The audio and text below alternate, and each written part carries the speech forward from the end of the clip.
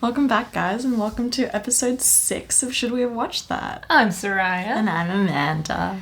We just got home from Reuben Kaye APOCALIPSTIK. It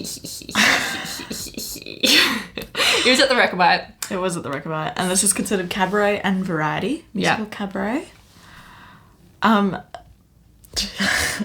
Now, I've seen Reuben Kaye before. I knew kind of what we were in for. Okay, I had no idea what I was in for. Yeah, I didn't share.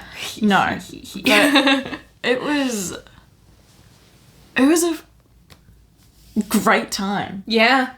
Reuben knows how to work a crowd. Oh, yeah, he does. I'm gonna go with the first name basis. Yeah. I haven't gotten his permission for that, but I feel like we're tight after hearing that story.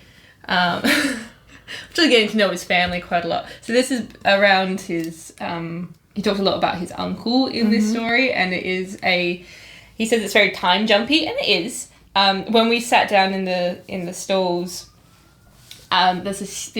there are 2 huge posters of Reuben in a very specific kind of style, and I pointed them out to Amanda and was like, "Oh, a bit communist." And what did you say I about said it? it was really giving Homelander from The Boys. Oh, yeah. And to which I said, communist? And she wasn't wrong. And she wasn't wrong. I wasn't wrong. And it was very topical. It was. It certainly was. As was Reuben. Oh, Which yeah. it was, 4 years ago now since I saw him. So I don't remember him being that topical. I'm sure he probably was, to be honest. But he's quick, he's witty, he's great with riffing the audience. Yeah, he 100% was. Flirting with the audience. Yeah, he was having a great time, and so was the audience. And there were no, there were boundaries, but there were also no boundaries. There were also no lulls. No. Which he said at one point to the crowd that, you guys need to, switch on. The jokes are going to come faster than this. To the point where he ended up going a little bit overtime. Yeah. But I wasn't complaining. I was also not complaining. I think we also started a little bit late because even when we were in line 15 minutes before the show started, they were saying, we're going to be opening up soon, but, it's just not ready yet. So I think there was just, a bit of overlap perhaps with timing already. Because we did get out late. So this Reuben Kaye's APOCALIPSTIK show comes to $46 to $60 for a ticket, and it is a 60-minute long performance. 60-minute, no one's counting. No. Reuben certainly is not. Certainly was not. He kept checking in with the people at the back, the ushers, being like, how much do I have? Do I have enough? Okay. Do I okay? All right. So the seating is arranged in a few different the different tickets that you can get. You can get balcony seats, regular standard tickets, but then you can also get VIP seating, which is right in the centre. There is shall we skip ahead to set real quick? Yeah. I enjoyed it. I loved the set. It was fun that it wasn't just a regular stage at the front, yeah. He kind of comes into the audience because there's a platform in the centre of the audience, which is where the but VIPs he also came are into around. the audience. He almost came on the audience. He definitely got in the audience's space, which I love when performers do this. Me too. Because the audience member that, he sat on an audience member, and it's just so funny to watch how viscerally uncomfortable some people get, but also visible, other people who visibly enjoy it. Yeah. And love it. Yeah. So it was, as an observer, I enjoyed that. As someone that he was never going to sit on the lap of. No. I was enjoyed too it. centred to be, I was not in the aisle. I think wrong Prime gender aisles. too, babe. Yeah, that's true. Don't think he would have. There was too many men. I think they were all men lining. Yeah, that's so true. Apart from Al. Probably planned. Yeah. But yeah, set had that little island platform pedestal in the centre. So what a lovely idea. Yeah. Putting Reuben on that pedestal. Yeah, as he deserved. Yeah. Which had a disco ball Oh. immediately above it. Oh my goodness. They some of used that so well. The set married with the lighting was just so beautiful. And, like, and the band. the band was great. The band laughing at Reuben when he fucked something up. Oh. So funny. Yeah.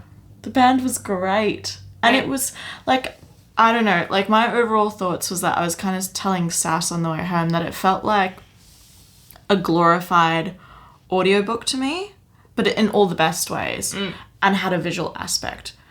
But it was just a really great time. Like, I didn't really know what to expect. I kind of thought maybe comedy / a few dancey singing bits. And it was all of the above. But Reuben has a voice on him. goddamn, is he entertaining? And his range. Oh, like there were notes at one point that I was like, he's growing up. I feel like he's not gonna, but he did. He did hit it. He'd hit it well, and it was like I feel like I started at one point. There was a big like break from him singing, like because he just hit this beautiful note, and I started to cheer, and then everybody else joined in. I'm like, hyping you up, Reuben. Hell yeah. I think my only qualm was that when he was singing, I found it a little bit tricky to understand the story Oh, I through see. each song. Okay. To keep up. Well, they were all original songs, right? Yeah. So, perhaps that's... Not that I didn't enjoy it, because I thought his singing was, as Sass was saying, beautiful, but I just found it a bit tricksy to keep up with the storyline from it being in sung, I suppose. But thankfully, a lot of the story was when he was doing his kind of like stand-up bit anyway, and he was phenomenal in that. So freaking funny. I think I was smiling definitely the whole time, and I was telling Sass, I feel like I'm somebody that's... Stand-up comedy is not usually Your bag. my favourite genre. I just find it... this is kind of brutal, but I just find it really cringe if stand-up comedians try and there's no laughter. Yeah. And so I was a bit apprehensive because I had no idea who Reuben was, and I knew this was going to have a bit of like stand-up kind of comedy in it. And I was like, oh no. Oh no. But How do you feel now? I was smiling the whole time, and I did have... I find it that when I am in a stand-up gig, like observing a stand-up gib. Gibberish. When I'm observing a stand-up gig, I don't laugh out loud very often, because I don't know if I'm immediately in the mindset of, oh no, this is a stand-up comedy, I don't love this. You need to get out of your head. But you did laugh. Get that on a pillow for me. But I did laugh. You did. Multiple times. Out loud. I'll have you know. And he got me going. So... I find it very easy to laugh with comedians, like, because particularly in a... I tend to do that quite often. Particularly in a audience like the one that we had tonight, because when you're in an audience that wants to laugh, it's so electric. Like, because you watch... Well, you probably don't, but, like, there's the Melbourne Comedy Festival Gala that has... I think each comedian has, like, 3 minutes to do a quick set, and... Gosh, that's a lot of pressure. It's a lot of pressure. But they do well, and, like, you laugh at a lot of their jokes at home, but the crowd at the theatre that they're performing in, because it's a live thing... They go nuts, and you're like, why are you going so nuts? But then if you were in those seats, I bet you'd be doing the same thing. Yeah, that's true. Laughter breeds laughter. Look, It sure does. It's contagious. it should. Laugh once in a while, guys. But, and go to the show. If Go you to the do show. want to laugh once in a while. Because you'll probably be smiling the whole time. Because it was extremely topical, like you said. Super topical. But hilarious. And entertaining with his little... song intermissions. Yeah. I was saying to Amanda that a friend of ours put on their story a little clipping from, I think it was the Sydney Morning Herald. It was a big newspaper publication, but I can't remember which one. And this clipping that someone had screenshotted was about saying that the arts finally having a political impact, or like finally reaching out to give their political views. And like the paper was in support of this, but I responded to the story to who was the person that posted it is a big arts defender in WA, and I was like, as if art hasn't always been like that. Yeah. Like art always has something to say. That's why artists create art. What do you mean? Yeah. And I loved how I wouldn't say if Reuben was particularly political, but he was honest about his views, and he was very teasing about them, kind of kinky about them, and made it very clear how disappointing he found 2023, like bringing up the Voice vote, and how we had a chance to, do something great, and we fucked it right up the arse, and not in a fun way. Yeah. Not in the way he'd like it. As he told us numerous times. But it is funny kind of when you can see the reaction of people in the audience of who's, on what side. There was a lot of older people at this performance. So we went on a Wednesday evening. Yeah. And like the man next to us, so we were 4 people in a row, and the 2 people next to us, Amanda was on the edge, and I was next to this man and his girlfriend, who told me he was 66, and they had both seen Reuben before in Adelaide. They're Adelaideans, and then went on to say like how he really likes Reuben. He thinks he's really funny, he's a really good entertainer, but if his kids were gay, he wouldn't like it, but you can't kick him out of the house. Yeah, you can't change it. I was like, what? Why are you here? Yeah. Great that you're here, but why?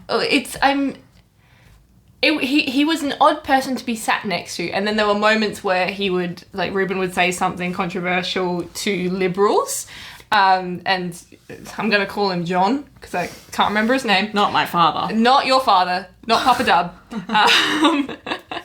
He's a good man, he is. He is. But this John would make a noise in the back of his throat, like, But then later on, there's a bit about German pornography, and Reuben asked the crowd, hey, who's seen German porn? And this 67-year-old man next to me said, yep. More than I needed to know, John. More than I needed to know. So that's why you're here. Okay. So good. Oh, gosh. Oh, so we've talked about Seth very briefly, but I want to... Something that we don't usually talk about. We have a list of stuff we mention, because we know we want to touch on it. I want to talk about his costume. Oh, divine. Ethereal. I was going to say that, but I was going to say it the wrong way. Ethereal is what I was thinking. It's currently 11:30 p.m, guys. We're doing this immediately after the show. Stunning. Yeah. Stunning. Urethral. I immediately thought urethra. I thought urethra.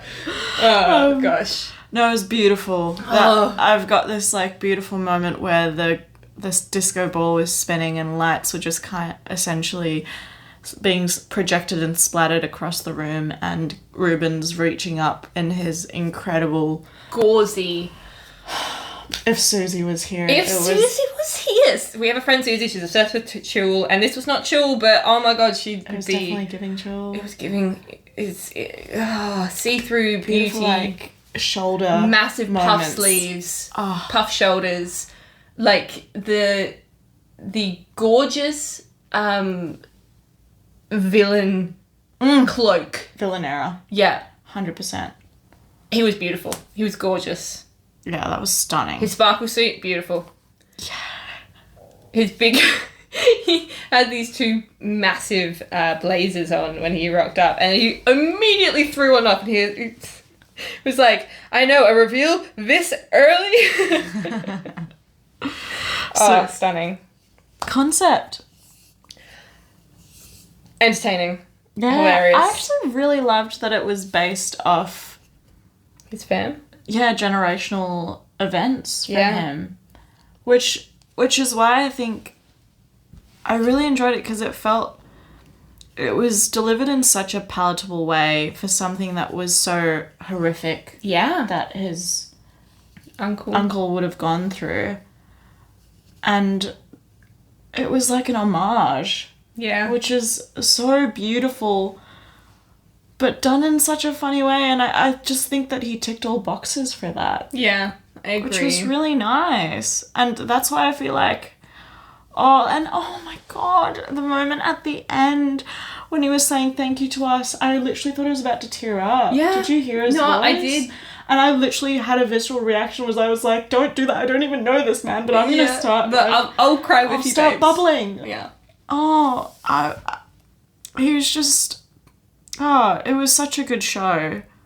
I think when a performer is that honest and open, like, what more can you ask for? I think that so many of the shows that we've seen so far, the performers they've been having fun, and then Reuben had a moment of just vulnerability. It was beautiful. That just hit. Yeah. And then, he made a joke afterwards, but it was such a gave beautiful... us that moment with him. It was, yeah. I mean, I don't know if he does it every night, obviously, because we've just been tonight, but, like, that moment was just so beautiful. So beautiful. Oh. And he does say that he changes it up every night, so you're never going to see the same show if you do see it again, so it's very likely that he wouldn't, like, if we went to see it again, that I think I would see it again. I'm sure there is, like... I mean, he's got multiple shows on at Fringe at the moment as well, so you don't have to just go to this one and go to it multiple times. I think there's also the K-Hole, from my understanding. He had another one. But one of them I know has finished for this run. Unless you want to head over to any of the eastern states, because I know he is doing the Fringe circuit at least in Adelaide. He made a joke and then... he said a line in the song and then went into spoken word being like, the rap doesn't make sense there, but we'll fix it before we get to Adelaide. I think his show really did just encapsulate Fringe. Like everything that Fringe is about, which was really beautiful, especially with those moments that he did have. I just felt like we just went on this incredible, tumultuous journey with him. And we were there from the beginning till the end with him, all the way through. And it was just so nice. So nice. And I was very impressed, considering I was a bit concerned about stand-up comedy. Okay. So, favourite moment? Oh, I'm going to have a couple. Moments, plural? A couple of moments. A few moments even, might have 3. Number 1, I think, was him in that gauzy material. The lights lighting him up, the silhouette that created him playing with the disco ball was just beautiful. It's hard. That was all one moment, guys. Yeah. It sounded like more than one moment, but that was all... It was just one. Encapsulated in one moment, which was beautiful. It was stunning. Like Amanda has said that you can take photos during the show as well, and the pictures are just it looks like it's from a magazine. It looks like it's from a photo shoot from like Vogue or something, and it's just fucking stunning. Another favorite moment is he picked on an old man. He was like, and essentially gave him a lap dance. The man was so uncomfortable, but his friend, so this is a man at least in his 60s, if not 70s, and one of his friends, I think he was with 3 other people, and one of the Boomer friends just pulled out their phone and started recording him looking really uncomfortable, but not pushing Reuben off, because why would you? No, we want those moments. And then there were so many jokes that I just found so funny. Can I think of any of them now? Not that I would, ruin the joke, but his humour's just really good. Yeah. And his ability... there was a Cardinal Pale joke in there that I was like... he's just fucking... He's fucking funny. Yeah. And so politically topical. Yeah. I think that that whole aspect of the show is a favourite moment for me. What about you? Definitely your first moment. Yeah. That was just stunning. Absolutely stunning. Everything about it. I don't think I could fault anything about that moment. No. And He could have stayed up there for another, like, 20 minutes, and really I would have been could've. fine with it. Yeah, he really Sorry, could this have. is your moments. My bad. I think that vulnerability moment was just really nice as well. And it was just nice to get... I think I also just really loved the fact that it was his story. Well, not his story, but like a generational story that he was able to continue, like a legacy. Yeah. This show is like his family's legacy, essentially, which is so beautiful. And the vulnerable moment just becomes even more just like touching, and it's just incredible for performers to be able to remove that veil and to allow you to be so close to an audience when you don't even know them. Yeah. And that is so special. So I think that as well, and obviously everything else. I thought it was a phenomenal show, honestly. It was so good. It's a roller coaster, It sure was. but one that I would ride again. Yeah. 100%. 100%. 100%. So, 3 words. 3 words. I'm gonna go stunning first, because it was just fucking stunning. Electric. And topical. Nice. Yeah. What are your 3 words? I Amanda? would say definitely a journey, which I appreciated, laughed, nearly cried. 100% emotive all the way through, and thrilling all the way through from beginning to end. So yeah, should we have watched that? No, I don't want it. No, it was a bad choice. I don't know why I took you there. Yes!